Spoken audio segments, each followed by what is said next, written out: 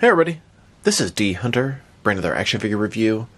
Today, we're going to look at the McFarlane Batman classic TV series, Batman 66 comic spin-off Wonder Woman. This is basically a comic version of the Lynda Carter Wonder Woman. I'm sure that's because McFarlane doesn't have her likeness. There was a comic crossover, that's what she's based off of. I ordered her from the McFarlane toy store. She arrived today, so let's take a look at the package. As you can see at the top, DC, McFarlane Toys, ages 12 plus, Batman 66. This is the comic spin-off logo. Here's Wonder Woman. She comes with her lasso of truth, nothing else. She looks pretty good though. Back of the package, we have some other comic 66 characters, Wonder Woman figure, and her barcode. So with no further ado, let's open her up. And I did get the entire wave at the McFarlane toy store, consisting of Batman, Wonder Woman, Batgirl, Clock King, the Joker, and Batgirl's Batcycle. I utilized the bundle discount, the coupon code, my platinum membership discount, and even after shipping and taxes, got these figures for less than retail. Now there is a platinum chase version of Clock King, that's a black and white version. I'm on the hunt for him. If anybody has a lead on where I can get one, or can possibly help me out, please drop me a line in the comments below. It is much appreciated. Alright. Now that this figure out of the package, here she is with all of her accessories laid out. She has one accessory, that is her lasso of truth. But before we take a look at that, let's talk about and check out the figure. So this is Wonder Woman, based off the 70s TV series universe Wonder Woman, but not based off Lynda Carter who played her. I don't believe they had the likeness for Lynda Carter. This is based off that same version of Wonder Woman from the Batman 66 comic spin-off where they had a crossover. So like I said, it's based off the Wonder Woman from that universe, but it's not necessarily exactly Lynda Carter. It's a little more generic looking Wonder Woman. That being said, it is a pretty traditional classic Wonder Woman. She has a pretty good accessory. This is a retro sort of basic style figure. So let's take a look. I'll start with their face here. Definitely does not look like Lynda Carter, but it does sort of scream the 70s universe Wonder Woman. It looks like it could be sort of a classic comic version. The hair looks pretty good. The face, I don't know. It's good and it's bad at the same time. The tiara is okay. Then we have her outfit, the red top, all the sort of gold trim, and then of course her sort of undies here, which are blue with white stars all over them. The American sort of color. She has the two collars on her wrists, and then the tall boots. Seal jointed knee, seal jointed elbow. Like I said, it's sort of a basic retro type figure. And a closer look at her face and head sculpt, like I said, kind of looks good, kind of looks bad. That left eyebrow being sort of cocked up kind of makes me think she has sort of a sinister look to her. Kind of reminds me of Superwoman from the Crime Syndicate. But as a whole, I'd say it's not bad. There's just something a little off about it.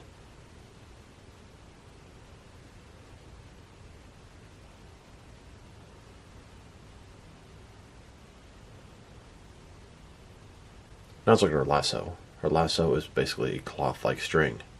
Now you can have a hard plastic lasso that doesn't move, but ideally, I'd say a bendy wire is the best way to go. This one sort of wrapped up like it'll be on her side, and I have to untie this, which I kind of don't want to do because it's very nice the way it is, neat and tied up.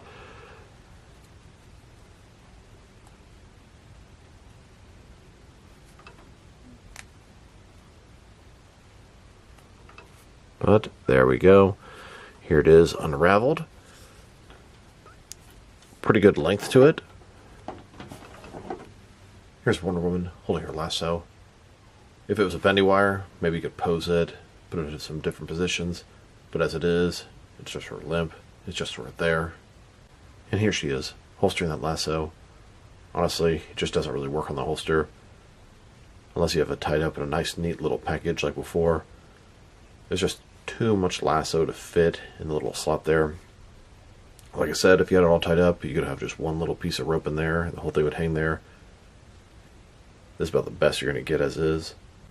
And there's a couple of other accessories I have that she didn't come with that I thought would be cool to enhance this Wonder Woman figure. Here's her lasso of truth.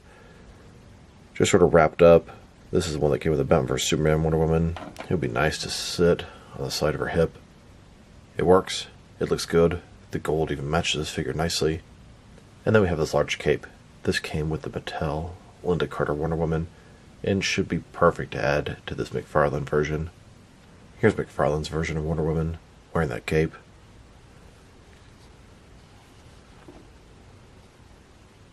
Now that I've taken a pretty good look at the figure and her accessory, let's check out her height.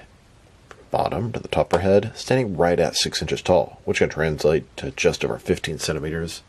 And for articulation, starting with her head, of course, you're going to rotate side to side. The hair kind of prevents it from going all the way. Can't really do too much else.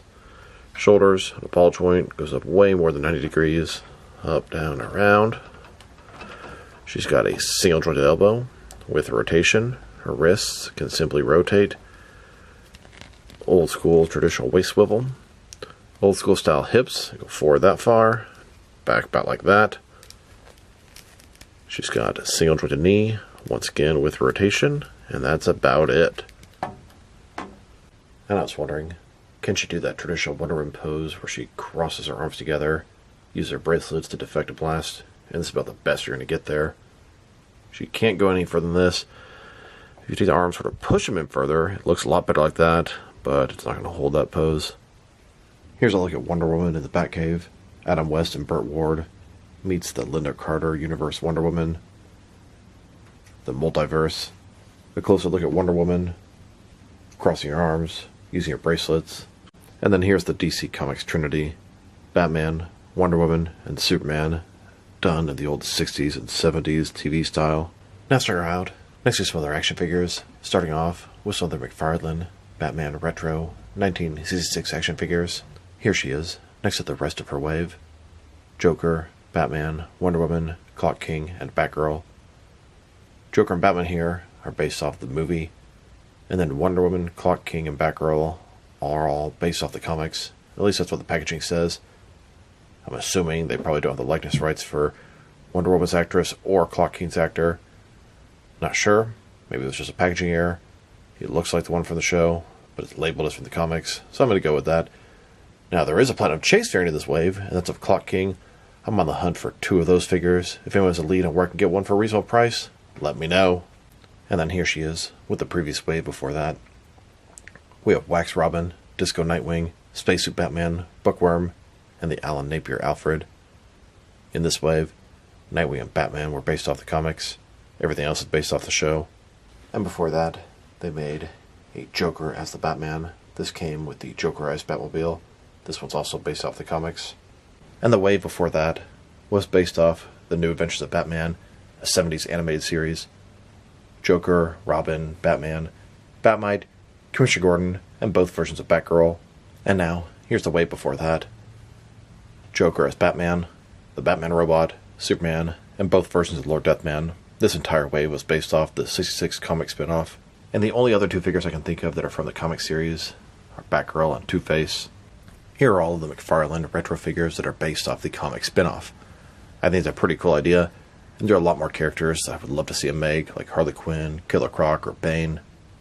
Here she is, next to McFarlane's Batman, Robin, and Batgirl. And now, with Mattel's Batman, Robin, and Batgirl. Now let's check her out, next to some other action figures from different various companies, so we can see how she fits in, both scale and style-wise, in case you know designs you can mix her with.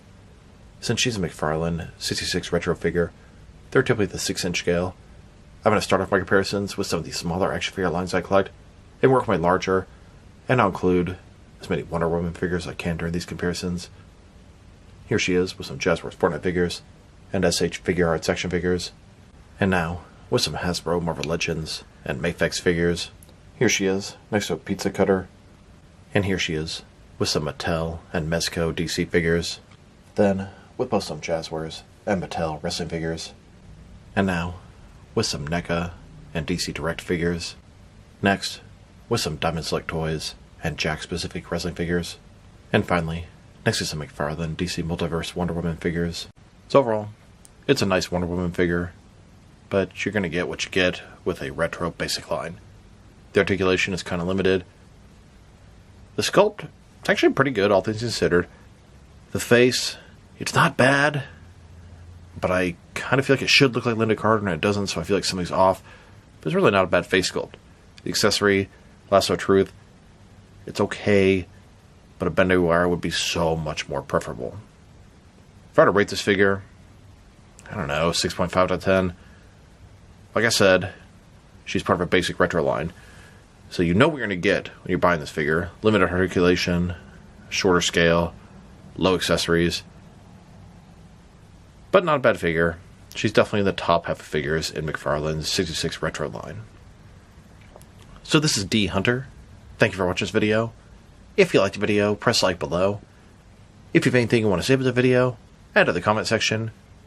If you want to see additional action figure reviews from me, press subscribe. I do appreciate you do that. Once again, this is D Hunter. Thank you for watching this video, and I'll talk to you guys real soon.